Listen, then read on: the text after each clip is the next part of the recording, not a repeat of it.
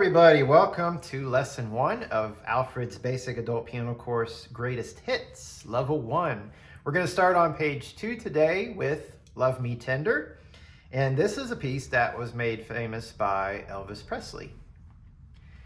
So as a review, if you've been using the Alfred's basic adult piano course lesson book level 1, it does suggest in there starting this after page 33. So if you're on page 33 in that book, I highly recommend not starting this right away. In my experience, there's not enough experience and knowledge to really get into Love Me Tender without it becoming frustrating. So take your time, be a little more patient through that book. But my job here in this video is to break this piece down as much as I can and make it very accessible for everyone. If you are only starting in this book, it's not going to work. You need to definitely start with the Alfred's Basic Adult Piano course first. Okay, so let's look at Love Me Tender. What I'm going to do is start with my right hand, the treble clef, and just going to really look at notes right now. So we're going to look at this in layers, and the first layer is notes. And when I look at notes, I don't only look at reading the notes on the staff and transferring them to the keyboard, but fingering. Fingering is part of learning notes as well. Okay, so I'm going to be very specific, or as specific as I can, about fingering. So our very first note in the treble clef, key signature is probably the first thing we need to look at when we're looking at notes. Now, there is no key signature in terms of sharps or flats. So we're in the key of, well, I would say we're in the key of C. Now, don't think too much about this, but for those of you who are out there who really know their stuff, this piece is actually in the key of G, okay? But for the way they wrote it in this book, no sharps, no flats in your key signature, okay? So in other words, you're just gonna read every note as is. Okay, so right hand, we're gonna start with our thumb on D. Okay, so not middle C, but the D right above it. That's our starting note with our thumb. So we've got thumb on D. That should put our fourth finger on G, which is our next note. Now our third note is our first sharp, F sharp, right there, just below the G. And we're gonna go back to that G at the end of that first measure. Next measure, 5 on A. Your fifth finger should already be there. Second finger on E. And then back to the A. Third measure, 4 on G, 3 on that F sharp again, 2 on E, and this last F is still sharp. Remember the rule, sharps remained sharp within a measure. So this is F sharp once again. And then our last measure, G. So when you approach this piece, I don't think there is such a thing as a D position or a D major position, but that's what it is. You're actually going to approach your hand position in the right hand with your thumb on D, 2 on E, 3 on F sharp, because all the Fs we've played so far have been sharped. 4 on G, 5 on A. So this is your hand position. You don't have to move it up or down. It's going to stay right there. Now, it will move up later in the piece, but for the first 2 lines, this is it. Now, the second line is the exact same thing as the first line. So measure 5 on the second line. Thumb on D, 4 on G. 3 on F sharp, 4 on G. Next measure, 5 on A, 2 on E, 5 on A, 4 on G, 3 on F sharp, 2 on E, 3 on F sharp, and then 4 on G. So first and second line, exact same thing. This will be true of the left hand as well. So really, once you've learned the first line of music in this piece, you've learned the second line. It's the exact same thing. All right, so you may want to practice that a few times to get really familiar with those notes. Before we go on to the third line, I want to play those 2 lines for you with the proper rhythms. There's only 3 rhythms: quarter notes, half notes, whole notes. We're in 4/4 time, 4 beats per measure.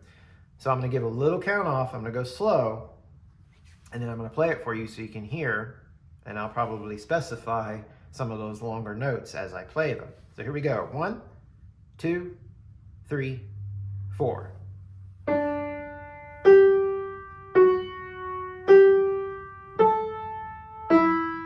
3, 4. 1, 2, 3, 4.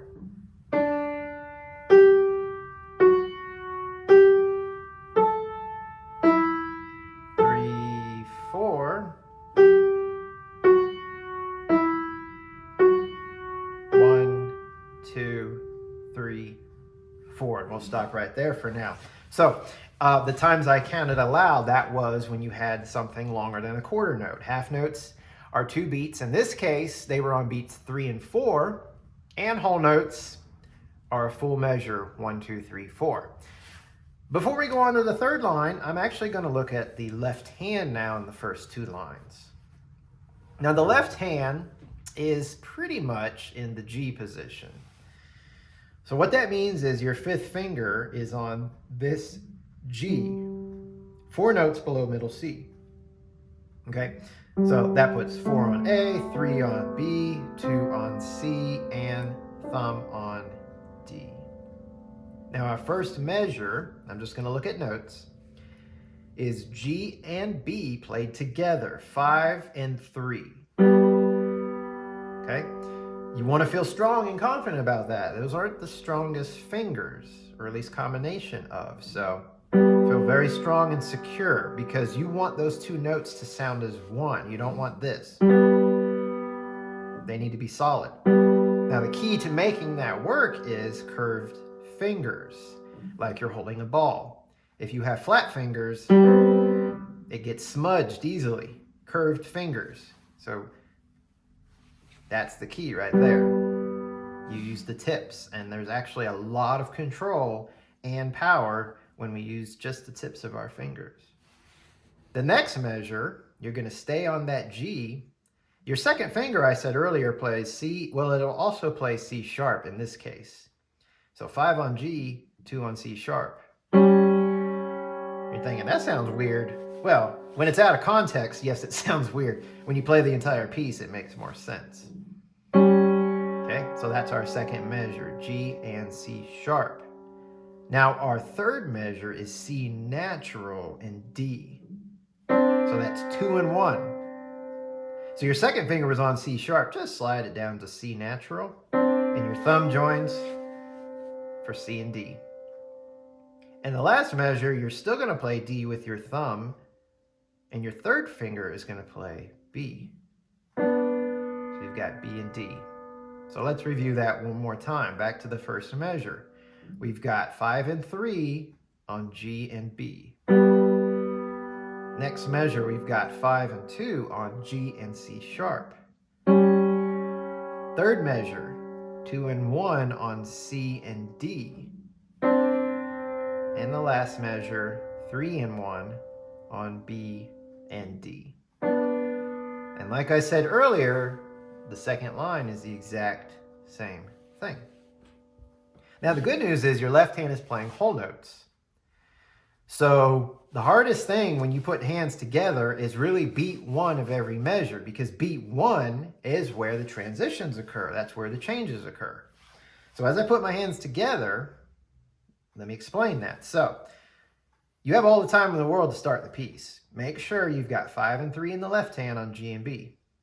Make sure you got thumb on D in the right hand. And you might be saying, well, my thumbs are, what's up with the thumbs? Notice what I did. My right hand is engaged. It's going to play on the D. My left hand thumb is not, so it's going to be above my right hand thumb. You don't want to share a note. That's not going to work. And you don't want to mess up your fingering by squeezing in the left hand. So you actually have to hover. This isn't terribly common in piano, but it's certainly something that happens. All right, so once your fingers and hands are in the right place, then you're ready to play all 3 notes on beat 1 at the same time. Make sure it's solid. Make sure it sounds like 1. You don't want this or this. Solid. Notice I even dropped in a little bit. You might try that. But again, curved fingers is the key. So once you hit beat 1, remember to hold your left hand as you continue in the right hand. G, F sharp, G. Now measure 2, we have this transition. Remember your left hand, G and C sharp, plus A, 5th finger in the right hand. Now if you got to pause, that's okay. Pause. Make sure all your fingering is accurate and lined up on all the notes, and then play it together. Okay? I actually recommend pausing for now. You don't want to just run right into the next measure and just play whatever, or hope you get lucky, because lucky is not the way to learn piano. You have to learn, and the only way to learn is take your time, set up your fingering, the right notes, and then play. Okay? Repetition, of course. You know, go back to that first measure and do it again.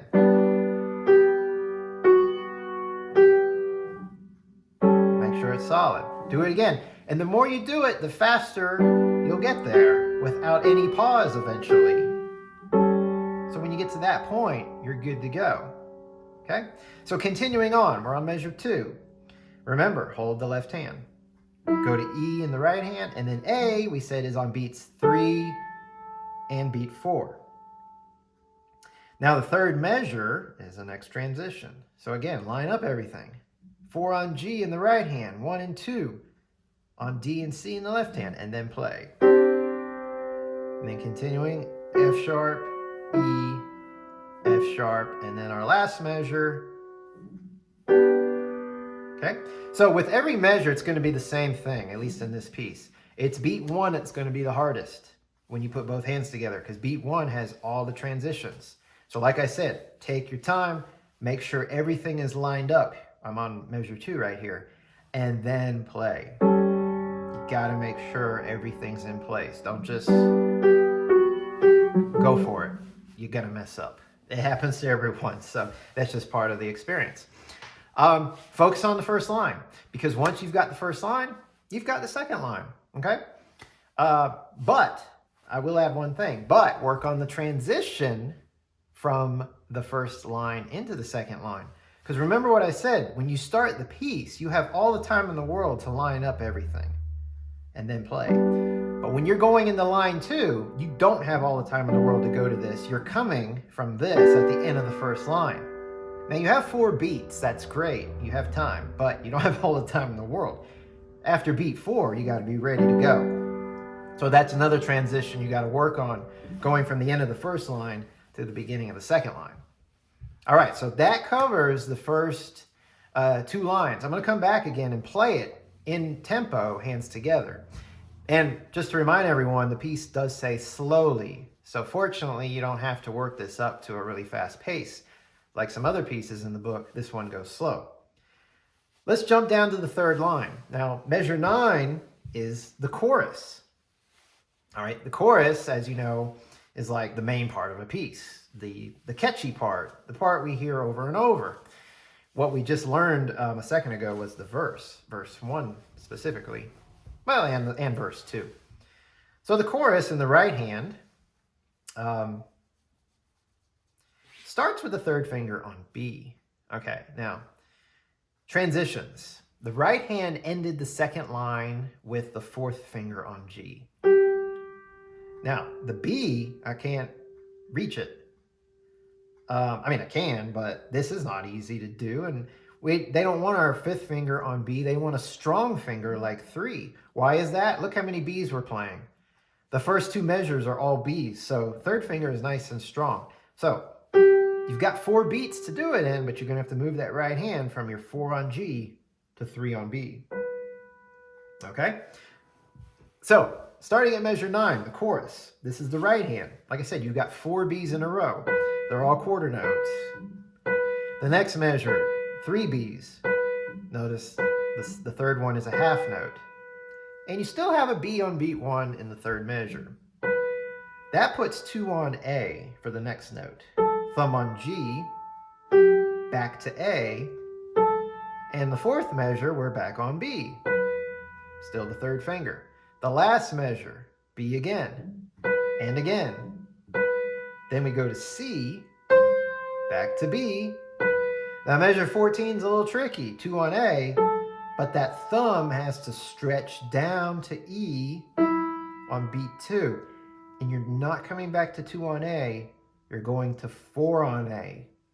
Why is that? Because the next measure successfully puts 3 on G, 2 on F sharp, thumb on a E, back to F sharp because of the rule, still stays sharp, and then the third measure, 3 on G. So that's the cool thing about fingering. That 4 on A in the moment on measure 14 is not necessary. I can get there with 2. But what happens when I go to the next measure? Thumb on G, and then I got to cross over. I can do it, but it's more work than it's worth. So back to measure 14, 2 on A, thumb on E.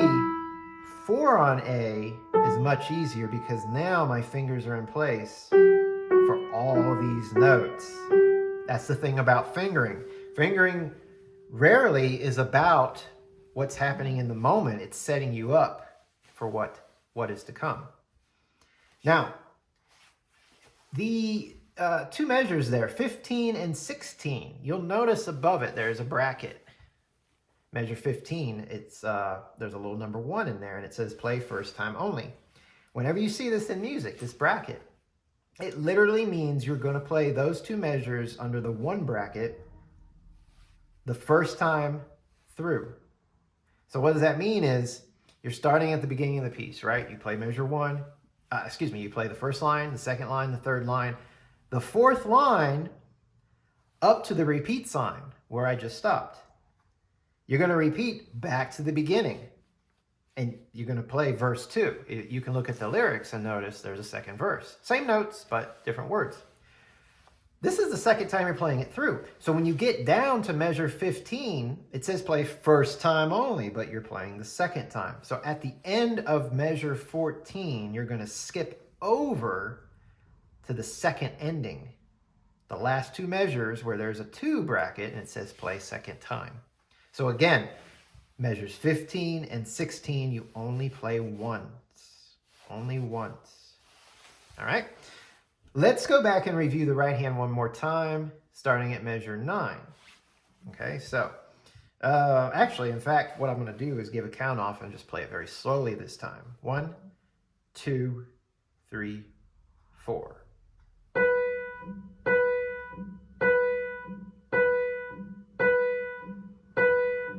3, 4.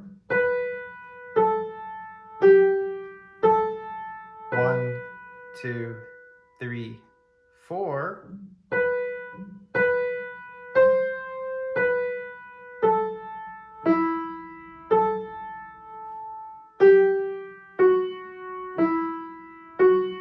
One, 2, 3, 4. And then at that point, you'll go right back to the beginning without any pause.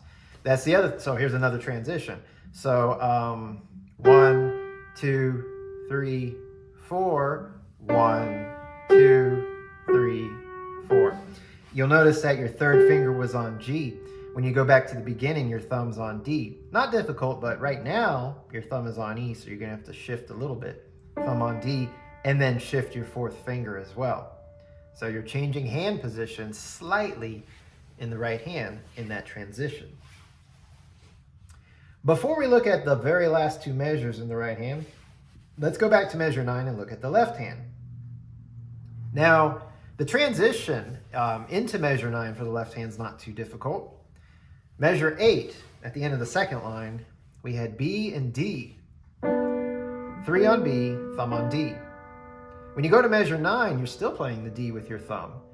And you're going to add the fifth finger with your G, which should already be there. So, not too difficult at all. These are still whole notes. Now in the second measure, all you're doing is sharping the D.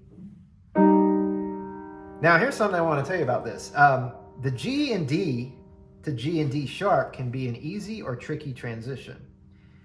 What I did was make it easy. Look where I'm playing the G and the D. I'm up here actually in between the black keys. Some people like to play down here. That's fine, except when you're going to a black key, In this case, look how far my thumb has to travel. I have to come all the way up. Now, it's not that it's not doable, but if you're having a hard time with this transition, that may be why. If you can play up here, look at my thumb now. Barely any movement from here to here, rather than here to here. So that's something you may want to study a little bit more.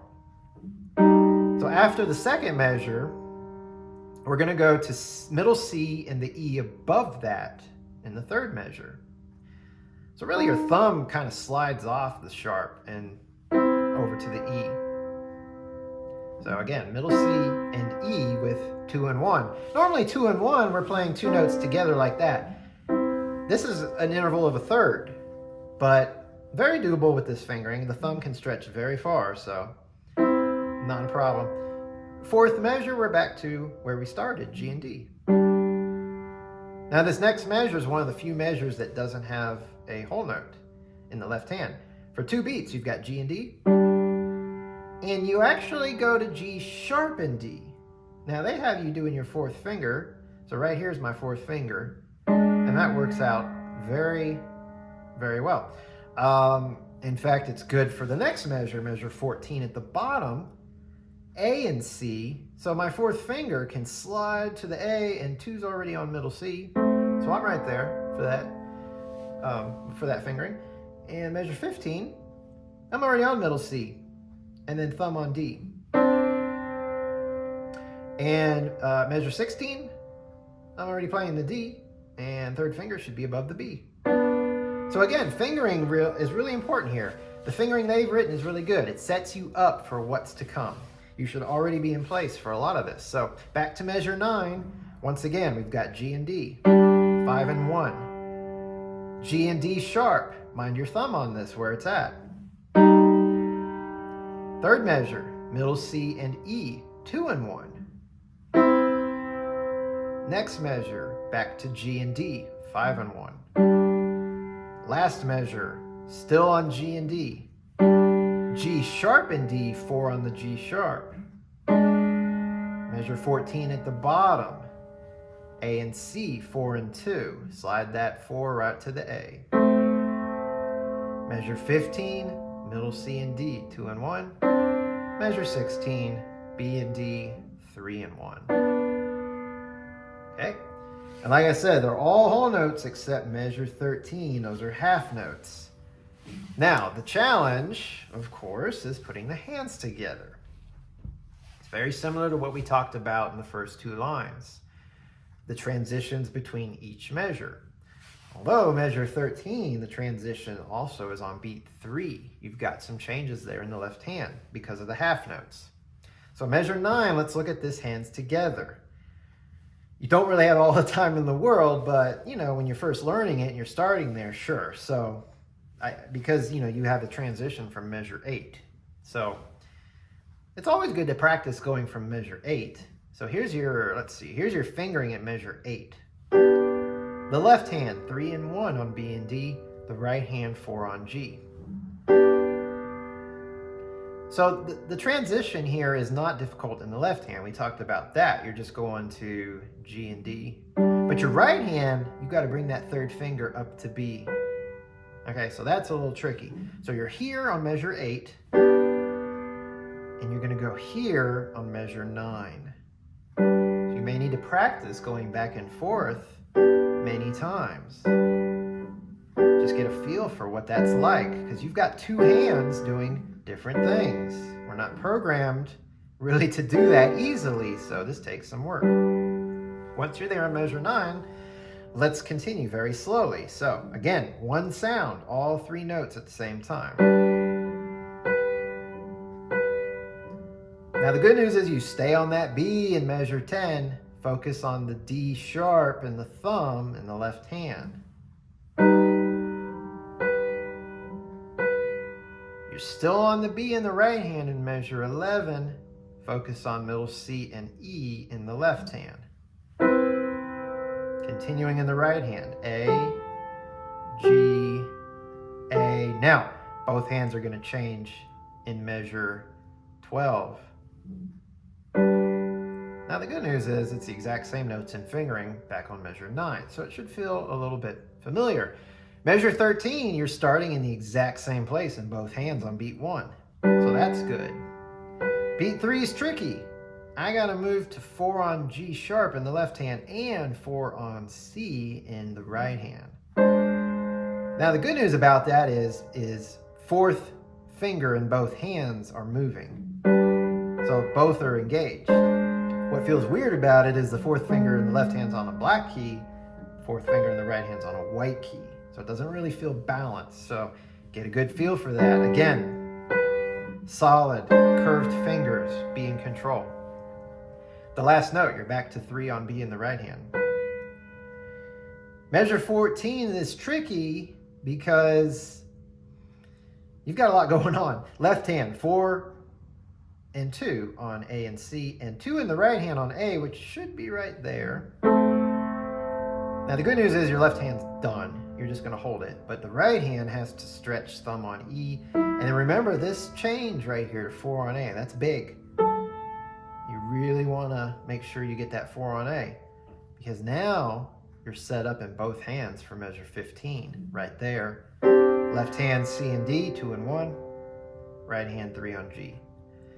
Continuing in the right hand, F sharp, E, back to F sharp, and then both hands, left hand 3 on B, 1 on D, right hand 3 on G. And at this point, you're going to go back to the very beginning of the piece. So you're going to play the first line, the second line, the third line, measure 14, and then you're going to skip over to measure 17 and 18, where it says play second time. Let's look at that by itself, starting with the right hand. You've got 3 on G. That puts 2 on F sharp. 5 should be on B. That means 4 on A, and the last note, 3 on G. So once you start with 3 on G, you're good. No moving of the hand. The left hand, middle C and D together. That's going to be 2 and 1. Beat 3, just D by itself. Beat 4, just C by itself. So you're breaking those 2 notes that you just played on beats 1 and 2. See where my 5th and 3rd finger are? They're actually already on our last 2 notes, G and B. So once again, the left hand, last 2 measures, C and D together. Then break them up on beat 3, D, on beat 4, C. Last measure, G and B. Putting the hands together right there. 3 on G in the right hand, 2 and 1 on C and D in the left hand. F sharp on beat 2 in the right hand, so the left hand's just going to hold. Now both hands play. Left hand D, right hand B. Make sure it's thumb and 5th finger. Now here's what's cool. On beat 4, it's the next white key down in both hands, with the next finger down in both hands. So my 2's on middle C in the left hand, my 4's on A in the right hand. You're just going to hit those together. Last measure, same thing. My 3's on G in the right hand, 5 and 3 on G and B in the left hand. Curved fingers will make it work. Flat fingers will actually make that seem difficult. Curved. Once you've learned the last 2 measures, I suggest going back to measure 14. Why? Because there's also the transition the second time you play this piece from measure 14 into measure 17. Starting on measure 14, they've given us the fingering, so it's a great place to start. A and C, 4 and 2 in the left hand. 2 on A in the right hand. Okay, once you've got it, make sure you hit them together. So, thumb on E in the right hand. And there's that all-important 4 on A in the right hand. Now, going over to the second ending, our fingering's great. 3 on G in the right hand, it's there. 2 and 1 on C and D in the left hand, they're there. So the transition, if you do the right fingering, is going to work just fine. All right, so we've gone through all the notes. We've pretty much gone through the rhythms. Again, it's in 4/4 time. There are no 8th notes. The smallest note value is a quarter note. When that happens, you just count 1, 2, 3, 4. No ands. 3 rhythms is all you have in this piece. Quarter notes, half notes, whole notes. So it's pretty basic. At this point, I'm going to go through and play the entire piece for you. As far as dynamics, mezzo forte, the entire time. The ending, second ending, it says slower. So that means slowing down. You're coming to the end of the piece, so you just want to gradually slow it down, a nice retardando. All right, so I'll give a little count off, and then I'm just going to play it all the way through. I'm going to play that repeat, so you can hear what that sounds like going in the second verse and then the ending. So we got 1, 2, 3, 4.